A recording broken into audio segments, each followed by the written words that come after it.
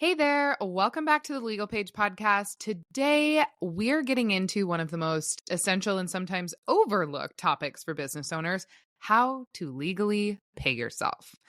Entrepreneurship isn't all about the money, but let's face it, getting a paycheck feels amazing, right? The challenge, though, sometimes here is figuring out how to pay yourself in a way that is both legally sound, works for your business structure, but also works for you personally.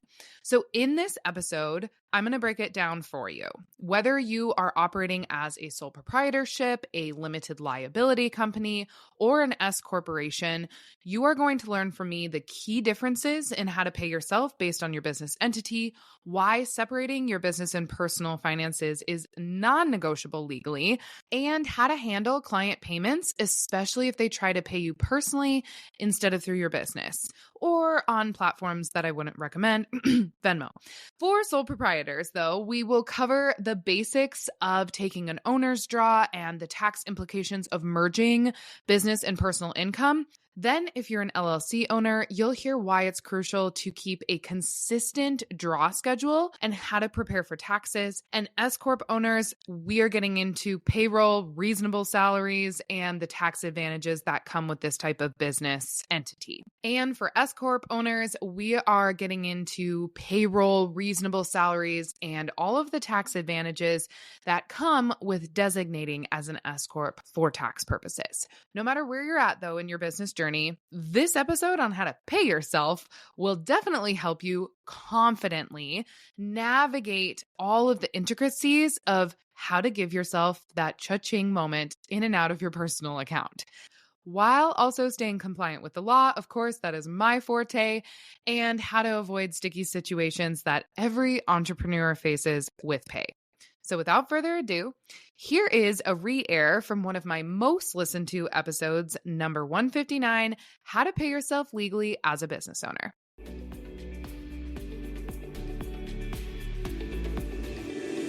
Hey there, I'm Paige Griffith, your host and an attorney for small business owners. I help online businesses and creatives get legally legit in no time. This podcast is all about the legal and the page behind it. I'll break down and simplify legal talk while providing practical business guidance every step of the way. And after over a decade in the entrepreneur space and becoming a mother, I'll also be sprinkling in tips for running a business and giving you a glimpse behind the scenes of what life's really like. As a gentle reminder and disclaimer, I am an attorney, but I am not your attorney. So be sure to seek legal counsel for personalized advice. Welcome to the Legal Paige Podcast.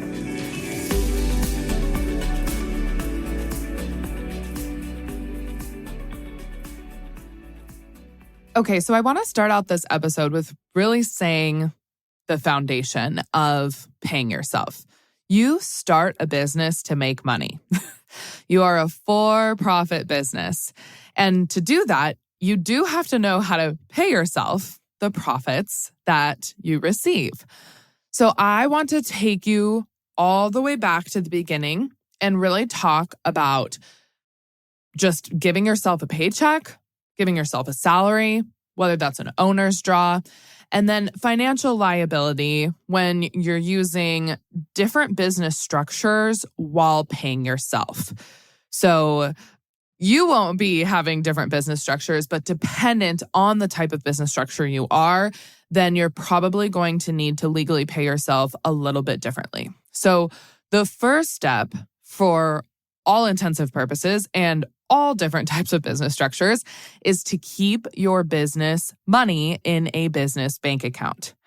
So even though some types of business structures don't require you to keep your business profits, your income and expenses, and I call them the cha-ching moments, separate from your personal finances, if you have listened to this podcast for any amount of time, or you've heard me speak at conferences or events or summits, you know that I am constantly telling people it doesn't matter if you're a sole proprietor, an LLC, or an S-Corp, you should still keep your business income and expenses separate from your personal ones. And that means you need to keep them in a different bank account, a business bank account. Keeping them apart from your personal account, one, makes it so much easier to do the accounting work for your business and file taxes at the end of the year.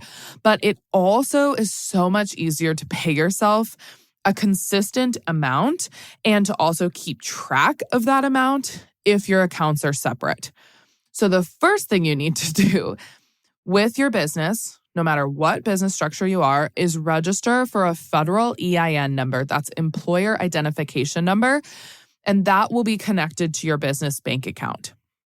Next, I want you to just open a business bank account. Usually you have to have an address and you have to have an EIN number for any financial institution to issue you a business bank account. They want to just make sure you're a legitimate business.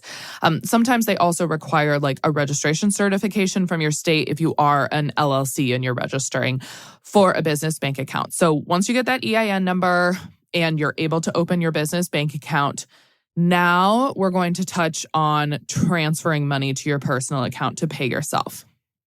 So as a small business owner, creative, or entrepreneur, we are really constantly investing back into our business. It's honestly how the system works, right? But it doesn't mean that you have to invest all of that business revenue back into your business. And this is really where newer business owners get stuck. Because yes, it's okay for maybe the first few months or even maybe the first year to not make a huge amount of profit, but it's kind of this like commonplace thought process that it's okay if you're in the red or if it's okay if you break even. I'm here to tell you it's really okay if you're in the black. Like, definitely make as much profit as you can and pay yourself. I want you to be a successful, profitable entrepreneur. So you can, and I would say you should pay yourself before investing so much back into your business. Of course, you need to invest some, but it's really all about the balance. So this isn't a green light here to take out all of your business revenue you make and transfer it into your personal account. Again, it's a balancing act. Each individual and each business is different, but you need to find that balance that works for you. So keep some revenue in your business account in case of emergencies or for future investments that you may not know right now at the time that you're going to make. So for example, I always say try to have a $0 amount in your bank account. In your mind, that's the $0 amount. Maybe for you as a new business owner, it's $2,500. And that's your $0 amount. So you never want to go below that because that is kind of your emergency fund or your future investment fund. And then you would transfer periodic amounts to your personal account to pay yourself for all of your hard work every time you go above and beyond that $0 amount. So if it's $2,500 and that's your $0, I oftentimes say, okay, so at the end of the month, if you have $4,000 of business profits in your bank account, all of your expenses have been paid, then that would be a good time to pay yourself $1,500 for the month. And you would transfer that amount from your business bank account to your personal account.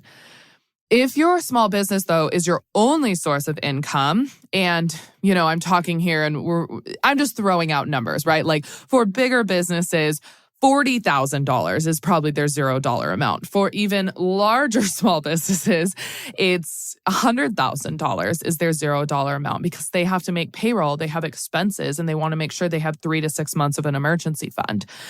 But for you, if you're a solopreneur and you're just starting out, we're talking about a lot more digestible numbers here, I would say, and reasonable numbers that okay, I'm probably going to invest a lot back into my business. I'm not saying you don't make $10,000 to $15,000 that month. I'm just saying a huge part of that is probably going back to purchasing better equipment for your business, learning and educating yourself, becoming a better business owner.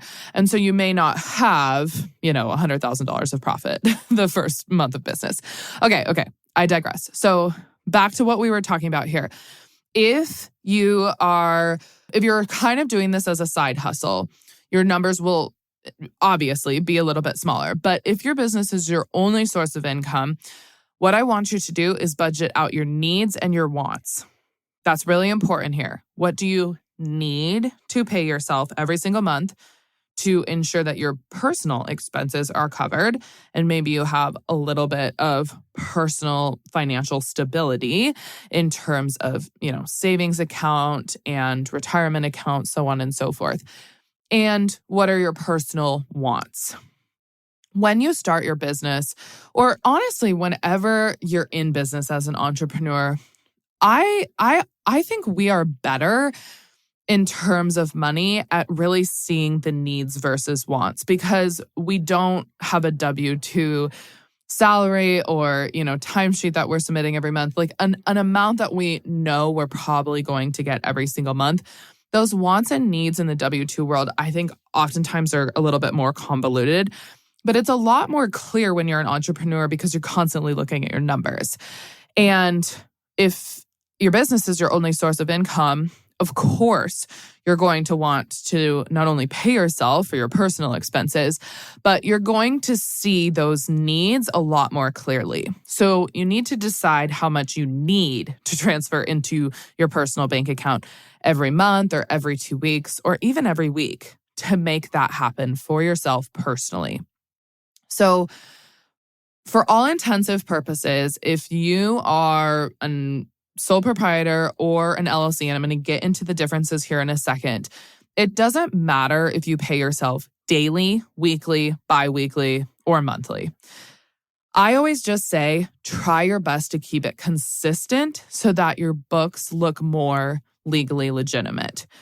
However, I understand that there are situations where your business may ebb and flow. You may have a really good month and you may be transferring a lot more into your personal bank account to pay yourself from your business account in, July versus say in January, if you're in like a seasonal type of region where you're performing your business services.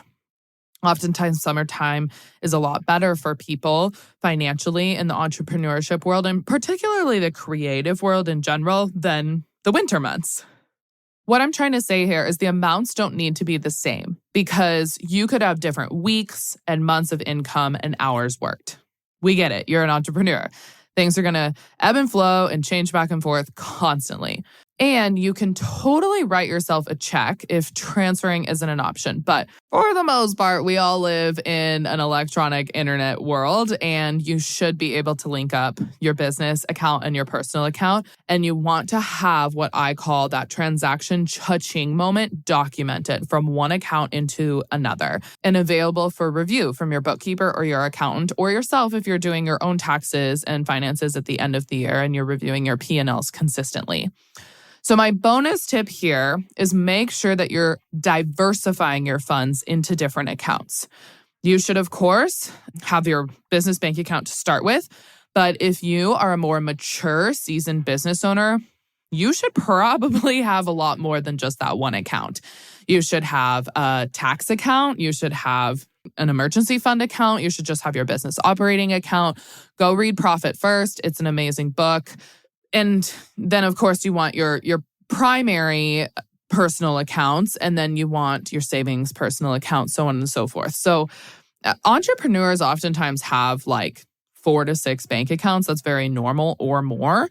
I have way more bank accounts, but it's nice because I'm really able to keep all of them separate, and I really try to make those transactions clear from one account to the other on why I'm doing things. And it really helps you not commingle funds as much in terms of everything coming in and out of one account and you trying to decipher, okay, which amount in this one business bank account is my emergency fund, which one is my tax fund, like am I saving, 20 to 30% of my business profits every month into a tax account. Again, go read Profit First. It's the best book to explain all of this to you. So I now want to transition to self-employed individuals and business structures, sole proprietorships versus LLCs versus S-Corps. Because I know many of you who are seasoned, profitable LLCs are oftentimes looking towards, okay, I want to become an S corporation, but how does that change me paying myself as an entrepreneur? So for a sole proprietorship, of course, carries the most amount of risk because all liability falls on you. We're talking legal liability risk here. So if someone files a lawsuit against you and you're just a sole proprietorship and you're found liable, you personally will be on the hook to pay for the judgment, whatever that judgment is, because your business and your personal liability are connected. They're one and the same. And there's no separation there. The sole proprietorship is an arm and extension of yourself. So really, your sole proprietorship is connected to your Social Security number. Sole proprietorships are great, right? They are advantageous in terms of profit because if your business is booming, the profits are all considered yours. It's also really, really easy to set up. You're just deemed by default a sole proprietorship. And sole proprietorships are, I would say what the majority of businesses are until you move to the registration stage. So under a sole proprietorship, remember the profits of the business and your personal income are treated the same by the IRS and by your state government. There's no distinction. So your income is the resulting profit after deducting all of your overhead expenses. And this you will see on like a Schedule C of your Form 1040 at the end of the year. Again, taxes, it's okay if this is all over your head in one year, out the other. You don't need to remember any of these forms. But what you do need to know is that you are taxed on that entire portion of your business profits, including tax for Social Security, Medicare and Medicaid, so on and so forth, all of your state taxes that are due if you live in a state where they derive income tax from. Remember, even though all of your profits are personal income, it's crucial that you keep your business profits in that separate business bank account. Remember what I said at the beginning. I don't care if you're a sole proprietorship. I truly, truly don't want you making the mistake of just using your personal bank account for all of your business income and expenses coming in and out. It is going to make your life so much easier at the end of the year so you can easily pull your finances from your business account and see your numbers and be able to file that Schedule C with your personal tax return easily and legitimately at the end of the year. It's also so much easier to just pay yourself. And sole proprietorships are really what I was talking about at the beginning in terms of you have that sole proprietor business bank account that maybe $2,500 is your $0 amount in there. And you're investing back into your education, you're investing back into your gear and equipment through that business bank account, but you're also just easily transferring from your business bank account to your personal account. That is how you pay yourself. And you want to make sure that you still keep enough in there for your taxes at the end of the year. So say again here that you have $4,000 in there at the end of the month. You have $1,500 to decide what you want to do with. You kind of can say that those are like all profits there for your business. And you definitely want to take, 25% of that $1,500 and either keep it in your business operating account or you want to transfer it to like a tax account so that you have that money to pay your taxes, whether you're paying those quarterly or annually. And then you can transfer the rest to, your personal account, and that would be your payments to yourself. You kind of have to do your own pay stub, essentially. It's so much easier when you work for someone else and they're running your pay stubs and your payroll and they're doing all of the W-2 work and they're pulling all those numbers for you because they're required by law to do this for every single time they run payroll. You have to pay your fair share of taxes, and the business then pays their share of taxes on the amount that they agreed to pay you. And what oftentimes gets entrepreneurs in trouble is they forget the tax portion of it. They just think all $1,500 of that profit can just be transferred into their personal account. They use that $1,500, and then you're liable for taxes at the end of the year, and you have to kind of like go find money somewhere. So just keep a tax account or boost your $0 amount in your business bank account to accommodate for that. Okay, so that's a sole proprietorship. It's really simple. You have two bank accounts, you've got a business one, and you've got a personal one, and they often flow back and forth quite a bit to pay yourself. An LLC. An LLC, which is a limited liability company, is the most popular business entity for small business owners and entrepreneurs because it's the easiest way to form yourself while shielding you from personal liability. It provides you, as the owner of the company, with quote unquote limited liability regarding business decisions, hence the name. It's limited liability, so you could potentially still be liable for things like intentional acts as you as the owner on someone else or, on a third party that may sue you or damages that may incur. But you are not personally liable for any debts incurred by the LLC, and you're really, really not liable for most business-related lawsuits unless intentionality comes into play there. But for all negligence purposes, which is the majority of business-related disputes, lawsuits, legal matters that pop up, you as a person are separate. So this is great news. And this is why everyone creates LLCs, is because for most states, they're really inexpensive to form. It's like the best form of insurance you can do for your business because you're completely separating them. If you've heard me speak before, you know about my bubble analogy where you pop the bubble pops and separates into two bubbles. And your personal assets and liability are over on, say, the right-hand side bubble. And then your business assets and liabilities are over on the left-hand side of the bubble. And you don't want those bubbles to then touch again. And the way you do that is through really, really good finances and keeping everything separate. So having an LLC means that you take an owner's draw to pay yourself. But it's very, very, very similar to a sole proprietorship. So don't get confused here. As long as you are a single member LLC, if you are a dual member or multi-member LLC, just don't fully listen here because it is a little bit different dependent on, if you're 50-50 partners or, 30-70 partners. So just push this to the side. But for everyone who's listening, that's a single member LLC. Again, same thing applies to pay yourself. You're transferring the money from your business LLC bank account to your personal account, or you're writing a check to yourself. Don't ever pay yourself in cash. I really want that transaction to be documented. And because of how easily accessible electronic transfers are from banks to banks or from accounts to accounts, if you're using the same bank for your business and your personal finances, then transfer that money. You would make an owner's draw. So instead of just transferring the amount as a sole proprietor, it's now just deemed an owner's draw. And you can do that anytime for any amount. Again, better to have it consistent. I would say monthly or biweekly is best because you're looking at your numbers a little bit more consistently. You're seeing how things change. Hopefully you're running P&Ls for yourself. You can do this on all kinds of different online platforms such as QuickBooks, and they will run P&Ls for you, which is great. You can see things.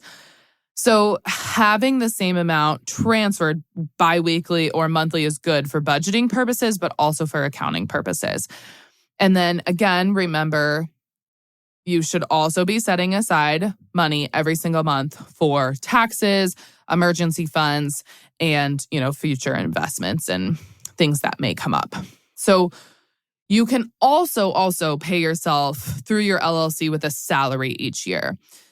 This route usually makes sense when there's multiple members in the LLC and or if the LLC operating agreement requires LLCs, all of the members to be paid a salary.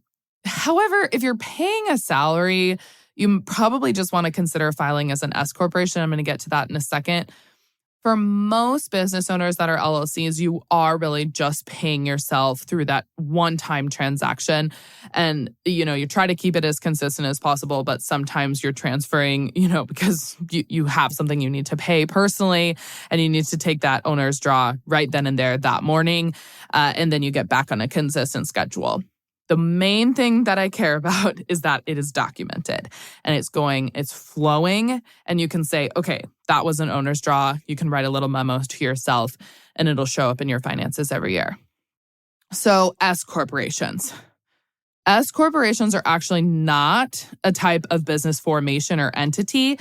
They're just a tax designation. So lots of people say, well, I'm just an S-Corp. But you're an S-Corp that's probably an LLC registered through your state. For most creative entrepreneurs, you first file as an LLC, and then you elect to designate for tax purposes as an S corporation. Because the legal liability part, the LLC part, that bubble that we just discussed, that is legal. That is a legal bubble and legal protection that surrounds your business. S-Corps are just a tax bubble. It's just a little tax incentive for you. So remember, you got to keep both. And I am your, friendly online attorney telling everyone for general purposes here that you want to make sure you keep that legal bubble through your state intact as well. So S-Corp, so you're not like registering, you're just filing through the IRS to file as an S-Corp. The biggest thing financially is when you become an S corporation, you do have to put yourself on payroll and pay yourself a quote unquote reasonable salary. So you incur the additional expenses of someone to run payroll, or you got to get on a payroll service or like online payroll platform service. And then you do have to file now 2 tax returns, one for your S-Corp and one for your personal taxes. It's not difficult, but it is a tiny bit more cumbersome. And again, you're technically putting yourself on as a W-2 employee for your business. Your quote-unquote reasonable salary will be a business expense, so you will only pay self-employment taxes, Social Security, and Medicare on your reasonable salary that you pay yourself. Maybe you pay yourself $2,500 a month, and that's your salary, and that's what you run through payroll. Your business will pay its share of taxes on that $2,500, and then you, because it's a W-2 pay stub, you will pay your share of taxes on that. But remember, you're only going to be paying self-employment taxes on that reasonable salary because you're self-employed through your business. But all of the additional business profits. So say you're paying yourself, right? Let's go to $2,000. You're paying yourself $2,000 a month, 12 months, $24,000. That's your salary. That doesn't really seem actually reasonable right now. So let's bump it up. Let's bump it up to at least $5,000. You have a $60,000 salary. That seems a little more reasonable in today's day and age with inflation. So that would be a reasonable salary. Again, that's going to be different dependent on where you live and the cost of living, so on and so forth. But if you have $60,000 as your reasonable salary, but at the end of the year, your business itself, the total amount above and beyond that, that's your business profits that's sitting in your business bank account, is another, say, $40,000. Woohoo! You're like, you feel like you're hitting close to 6 figures and over 6 figures of business profits, right? Because you've put yourself on salary. You're an S corporation now, so you're paying yourself some of those profits every single month through, a W-2 payroll. And you're also incurring some profits on top of that. You will pay self-employment taxes, of course, on that $60,000 that I just discussed. That is coming through your paychecks through your business. But the extra $40,000, you don't have to pay self-employment taxes on. You do have to pay, other state and federal income taxes, but you save a substantial amount of money each year in tax liability just for that self-employment tax purpose, because it's oftentimes like over 15%.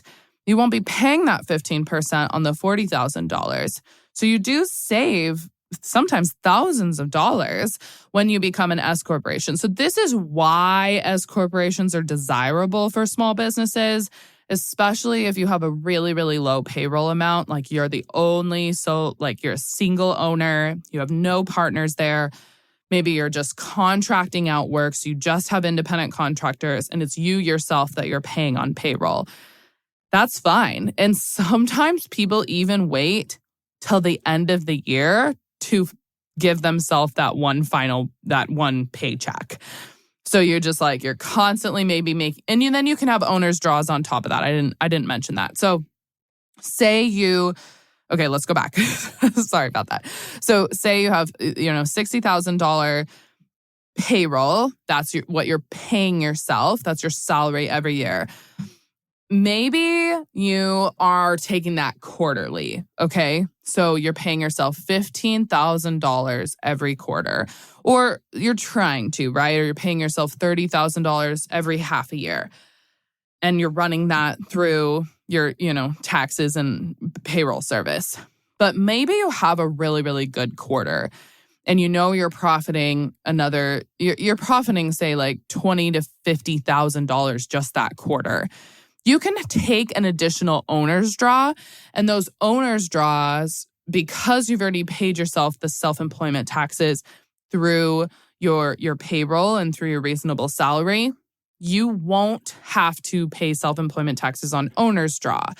So maybe instead of the $60K, $40K analysis that I was discussing, maybe you're making an additional $20K on top of that $40K of profits. And maybe over time, you're taking $2,000, $3,000, $4,000 out of your business bank account just for that additional $20,000 over the course of the year, right? That is just called an owner's draw. It's on top of your salary that you're paying yourself. It's still a transaction that needs to be documented from your business account to your personal account, but it doesn't have to be run through a payroll service. It's just an owner's draw. And you will see this on P&Ls all the time with S corporations, especially with solo-owned LLCs that file as S corporations. Hopefully that makes sense. I have lots and lots of other resources on S corporations and how they work. I have blogs on it. I have podcasts on it. So go down that rabbit hole of S corporations to your heart's content if you want to know more. The last thing I want to touch on here is, how do clients pay you?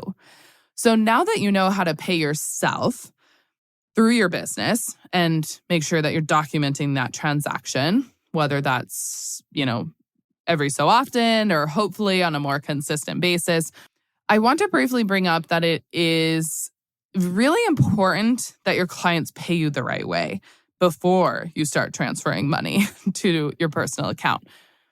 What happens if your clients write a check to you personally and not your LLC? Can you deposit it? The answer is yes, because hopefully you are the owner of the LLC and your business can accept checks written to you in your personal name. If not, with that being said, there might be an exception to this rule where you are cashing that check personally, but I want you to, again, move that amount from your personal account back into your business bank account. It kind of looks like a capital contribution, like an owner's capital contribution to your business account. But if you're doing your own finances, you can memo document that this was a payment from a client and you would put it on your income up at the top of your P&L versus owner's capital contribution section of your P&L. Or tell your bookkeeper to be able to do this for you. So just request that clients make checks out to your LLC because it really, really helps with accounting purposes. They don't have to put LLC in the top of your check. They don't have to, write. They can just write out your business name. But writing things to you personally, it becomes a little bit more work. I just want you to keep a clean record of the money going in and out of your business account. If your clients are paying you in cash, please, please, please put all of that cash into your business bank account and then make the transfer to your personal account to pay yourself. Don't take an extra $400 of that cash that they gave you and put it into your personal account and say you're only making, $600 of that $1,000 for income purposes for your business. Like, these types of things happen all the time, but it will catch up to you if you get audited. And more small business owners are getting audited nowadays. So just keep a clean record. For legal purposes, this is the best thing that you can do. I always tell people, if you get audited, you're not going to hire an accountant to help you with the auditing. I mean, you're probably going to help them run your books and look at tax laws and for all intensive accounting needs. But when you get audited, you actually hire a tax attorney to help you legally fight the audit. Or if, now you're in a lawsuit with the IRS, you're going to hire a lawyer. You're not going to hire an accountant. Just remember that. Okay, so I feel like we've gotten to the bottom of paying yourself as a business owner. Let me recap on why this episode is important and what you need to take away for your business going forward. I want you to walk away with, how you're accepting payments from your clients in the first place. Make sure that you're accepting them through your business versus you personally. And we need to really stop trying to skirt around things as business owners and making a little bit more money personally. Like, do things by the books. I promise you it's going to save you in the end and you're going to sleep better at night.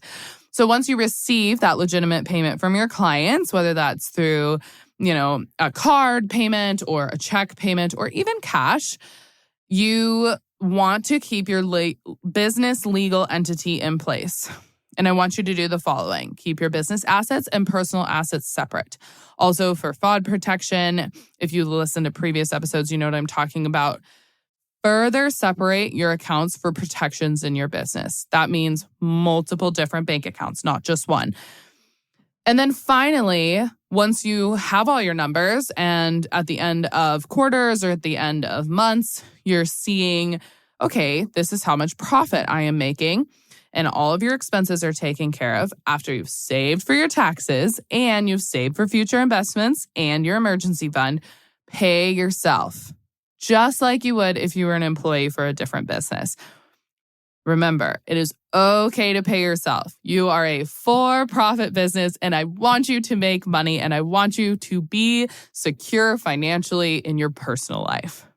If you've listened to this episode and you are just a sole proprietor, and you're ready to form an LLC, I highly, highly recommend purchasing one of our DIY LLC registration guides. We have one for each and every state, and the guide takes you step by step through the process of registering your LLC all on your own. They're very inexpensive. It's cheaper than hiring someone online that you have no idea who Bob is that's going to help you do this.